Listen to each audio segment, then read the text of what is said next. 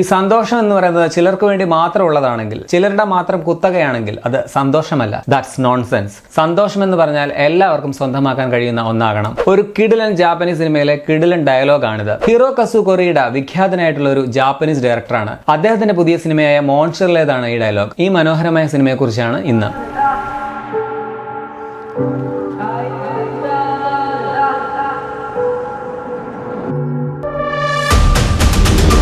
അഞ്ചാം ക്ലാസ്സിൽ പഠിക്കുന്ന മകന്റെ സ്വഭാവത്തിൽ വന്ന വിചിത്രമായ ചില മാറ്റങ്ങൾ കണ്ട് അതിൽ വേവലാതിപ്പെട്ട അവന്റെ അമ്മ അതിന്റെ കാരണം അന്വേഷിച്ച് സ്കൂളിൽ എത്തുന്നതും തുടർന്ന് നടക്കുന്ന സംഭവങ്ങളുമാണ് മോൺസ്റ്റർ എന്ന ഈ സിനിമ പറയുന്നത്. വളരെ സിമ്പിൾ ആയിട്ടുള്ള ഒരു ത്രെഡ് എന്ന് തോന്നാം, എന്നാൽ വളരെ കോംപ്ലിക്കേറ്റഡ് ആയി വളർന്നു വലുതാകുന്ന ഒരു മോൺസ്റ്റർ പോലെ ഗംഭീരമായിട്ടുള്ള ഒരു സിനിമയാണിത്. സ്ലോ ബേണിംഗ് ത്രില്ലർ ആയിരിക്കുമെന്ന് പ്രതീക്ഷിച്ചാണ് ഞാൻ ഈ സിനിമ കണ്ടത്. പക്ഷെ ത്രില്ലർ ആണോ, ഫീൽ ഗുഡ് മൂവിയാണോ, അതോ ഇമോഷണൽ ഡ്രാമയാണോ എന്നൊന്നും പറയാൻ പറ്റാത്ത, എന്നാൽ ഇവയുടെ എല്ലാം മിശ്രിതമായിട്ടുള്ള ഒരു ചലച്ചിത്ര അനുഭവമാണ് മോൺസ്റ്റർ. പല ആൾക്കാരുടെ പെർസ്പെക്റ്റീവിൽ പറയുന്ന ഒരു കഥ തന്നെയാണ് ഈ സിനിമ.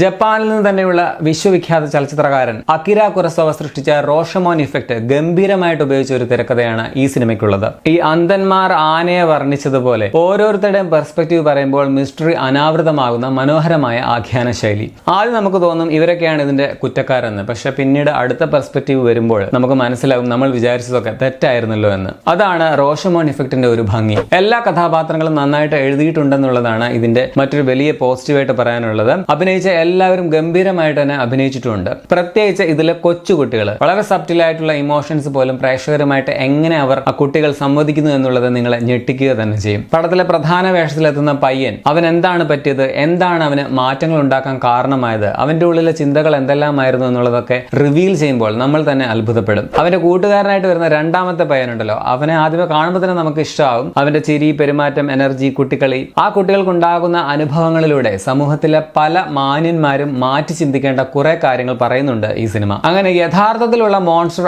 ആരാണെന്നുള്ളത് അവിടെ നിന്നും വ്യക്തമാവുകയും ചെയ്യും. കുട്ടികൾ മാത്രമല്ല, ഇതിലെ അമ്മ കഥാപാത്രം, ഹോറി എന്ന് പറയുന്ന ടീച്ചറിന്റെ കഥാപാത്രം, അതുപോലെ എനിക്ക് വളരെയധികം ഇഷ്ടപ്പെട്ട ഇതിലെ വേറെ കഥാപാത്രമാണ് പ്രിൻസിപ്പളിന്റെ വേഷം. ആ പ്രിൻസിപ്പളാണ് കേട്ടോ ഞാൻ ആദ്യം പറഞ്ഞ ഒരു ഹാപ്പിനെസിനെ കുറിച്ചുള്ള ഡയലോഗ് ഒക്കെ പറയുന്നത്. വളരെ ടച്ചിങ് ആണ് ആ സീനൊക്കെ. ഇതിന്റെ പശ്ചാത്തല സംഗീതവും സിനിമയുടെ വലിയ പോസിറ്റീവ് ഘടകമാണ്. ആദ്യമൊക്കെ BGM എന്ന് പറയാനും മാത്രം ഒന്നുമില്ല, പക്ഷെ അവസാനമാകുമ്പോഴേക്കും ബാക്ക്ഗ്രൗണ്ട് സ്കോറിങ്ങിനെ കത്തി കയറുന്നുണ്ട്. ഇതിന്റെ മ്യൂസിക് ഡയറക്ടറായ റിയോച്ചി സക്കോമോട്ടോ പടം റിലീസ് ആകുന്നതിന് മുമ്പ് തന്നെ മരിച്ചു പോവുകയും ചെയ്തു. അദ്ദേഹത്തിനാണ് ഇതിന്റെ അണിയറ പ്രവർത്തകർ ഈ സിനിമ സമർപ്പിച്ചിട്ടുള്ളത്.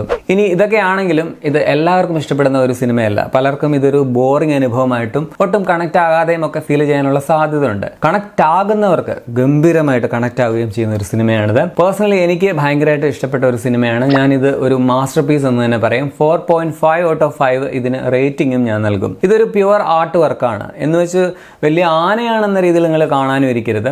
60% സിനിമ പ്രേമികൾക്കും പക്ഷെ ഇഷ്ടമാകുമെന്നാണ് ഞാൻ വിശ്വസിക്കുന്നത്. പടം ഇപ്പോൾ ഡിജിറ്റലി അവൈലബിൾ ആണ്. മുബി എന്ന പ്ലാറ്റ്ഫോമിൽ നിങ്ങൾക്ക് ഈ പടം കാണാൻ കഴിയും. 2 മണിക്കൂർ 6 മിനിറ്റ് ആണ് പടത്തിന്റെ ദൈർഘ്യം. ഓൾറെഡി ഇത് IFFKയിലൊക്കെ വളരെ അഭിപ്രായം കിട്ടിയ ഒരു സിനിമ കൂടിയാണ്. കണ്ടവരാണെങ്കിൽ നിങ്ങളുടെ അഭിപ്രായം കൂടി പറയുമല്ലോ. പിന്നെ ഈ ടെലഗ്രാമിലൊക്കെ പോയി പടം ഡൗൺലോഡ് ചെയ്തിട്ട് ഫയൽ മാറി മോഹൻലാലിന്റെ മോൺസ്റ്റർ കിട്ടിയാൽ എന്നെ ഒന്നും പറഞ്ഞേക്കില്ല കേട്ടോ.